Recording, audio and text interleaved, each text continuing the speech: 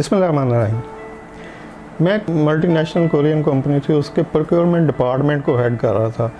तो एक उसमें डिफरेंट इन्वेस्टर की, उसमें कुछ कोरियन कंपनी के इन्वेस्टर थे, कुछ लोकल भी थे। तो एक दिन एक लोकल इन्वेस्टर ने मुझे बुलाया और कहा कि यार ये एक लड़का है, देख लो, अगर ये काम का हो तो इसको रख लो, डिज़र्विंग है बेचारा, और ये तो कुछ निक्की हो जाएगी। तो मैंने कहा ठीक है सर, आप इसको भिजवा दें, HR वालों को भिजवा दें, वो प्रोसेस कर लेंगे। तो उन्होंने कहा कि ये इसकी एप्लीकेशन है, तो देखो क्या करना है, जो भी खुद ही कर लो।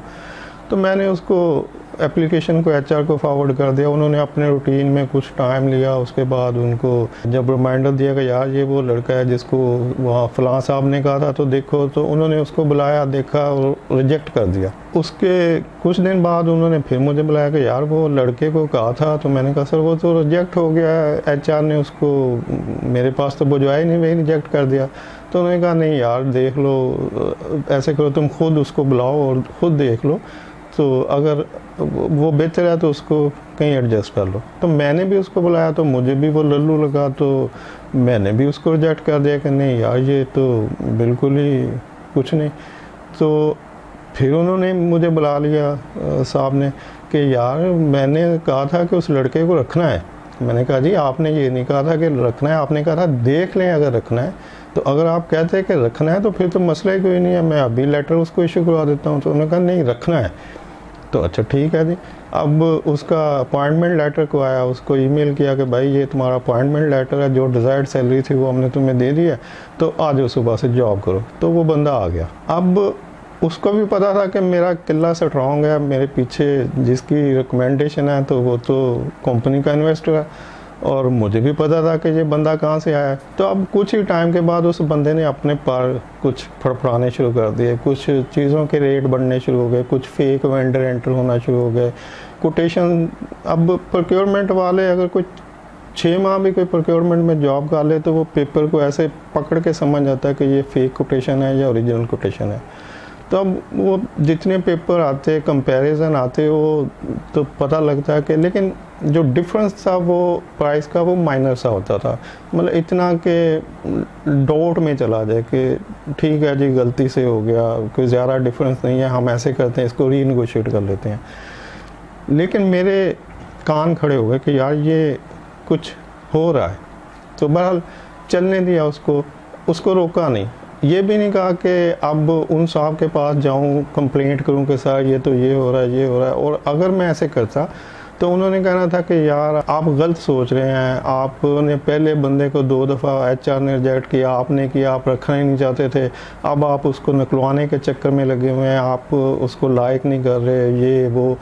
तो ये मेरी कंप्लेंट के ऊपर रिएक्शन आना था। तो मैंने उसको चलने दिया, यानी वो जो प्रॉब्लम थी उसको एग्जिस्ट करने दिया, प्रॉब्लम को सॉल्व नहीं किया, क्योंकि अगर मैं सॉल्व करता तो उल्टा मुझ पे वो पड़नी थी। तो वो बंदा चलता रहा, थोड़े थोड़े रेट्स और चीज़ों के बढ़ते गए, वेंडर और ऐड होते गए, और फेक चीज़ें जो है थोड़े से डिफरेंस से चलती गई, और फिर वो थोड़ा थोड़ा ज़्यादा होता गया। हत्ता कि एक ऐसी ट्रांजैक्शन आई कि जिसमें एक आइटम का रेट 50 रुपये था, और यानी 50 रुपये हो सकता था, और उसका रेट 500 रुपया लगा हुआ था। तो अब उससे जब मैंने पूछा कि यार ये तो बहुत डिफरेंस है इसमें, उसने कहा जी ये तो हमने किया ही नहीं है, ये तो वो एंड यूज़र ने खुद ही इसको जाके मार्केट से सोर्स किया, पसंद किया, क्योंकि उनकी डिज़ायर्ड क्वालिटी थी। तो हमने तो सिर्फ पेमेंट करवानी है, ये एंड यूज़र खुद ही इसको परचेज़ कर चुका है। तो मैंने कहा अच्छा ठीक है। अब चूँकि मैं समझ रहा था कि ये बंदा कुछ कर रहा है, तो मैंने उसे कहा तुम ऐसे करो कि एंड यूज़र से इसके ऊपर साइन करवा लो कि भाई ये हमने ऑलरेडी परचेज़ कर ली है इस रेट के ऊपर, और आप इसकी पेमेंट करवा दें। तो उसने कहा जी मैं कर देता हूँ, कोई मसला नहीं है। तो उसने खुद ही वहाँ पे लिखा कि ये जो आइटम है ये एंड यूज़र ने खुद ही परचेज़ किया, खुद ही नेगोशिएट किया, और हम सिर्फ इसकी पेमेंट करवा रहे हैं, और अपने साइन किए, डेट लिखी, और वो ट्रांजैक्शन पेमेंट के लिए भिजवा दी। जब वो पेमेंट के लिए गई तो ऑडिट वालों ने उसको रोक लिया कि यार ये तो बहुत रेट है, ये नहीं हो सकता। अब मैंने कहा भाई ये तो हमने किया ही नहीं है, हमने तो इसकी सिर्फ पेमेंट फॉरवर्ड की है, ये तो एंड यूज़र ने खुद ही परचेज़ किया है, और उसी की हम तो पेमेंट करवा रहे हैं। तो अब वो केस थोड़ा और आगे गया इन्वेस्टिगेशन में, तो एंड यूज़र से पूछा गया। एंड यूज़र ने कहा नहीं जी बिल्कुल हमने तो परचेज़ ही नहीं किया, ये तो परचेज़ वालों ने खुद ही भिजवाया हमें ख़रीद के। तो अब वो मसला ज़्यादा फैल गया। तो जब वो ज़्यादा इन्वेस्टिगेशन हुई तो पता चला कि वो उस लड़के ने खुद ही परचेज़ किया था और ख़ुद ही उसके ऊपर नोट लिख दिया कि ये एंड यूज़र ने किया, मुझे भी उसने बेवकूफ़ बनाया, बाकी लोगों को भी बेवकूफ़ बनाया, और इस तरह से उससे जान छूट गई। तो अब अगर यही चीज़ मैं शुरू में जब मैं फ़ील कर रहा था कि ये कुछ कर रहा है और एक माइनर से डिफरेंस से कर रहा है, अगर मैं उसको मैनेजमेंट को इन्फॉर्म करता या ऑडिटर को या जो भी तरीका था कंपनी का, तो उन्होंने कहना था कि नहीं यार आप टीम बिल्ड नहीं कर रहे, आप में सलाहियत ही नहीं है, आप लोगों से काम नहीं दे रहे, आपको पता नहीं है किस तरह से टीम बिल्डिंग होती है, किस तरह से लोगों को साथ लेके चलते हैं, किस तरह से लोगों से काम लेते हैं वगैरह वगैरह। तो आपकी डिसलाइकिंग है इसके बारे में, आपको पता है कि ये बंदा वहाँ से आया, आप उसको टिकने नहीं दे रहे, तो सो एंड सो।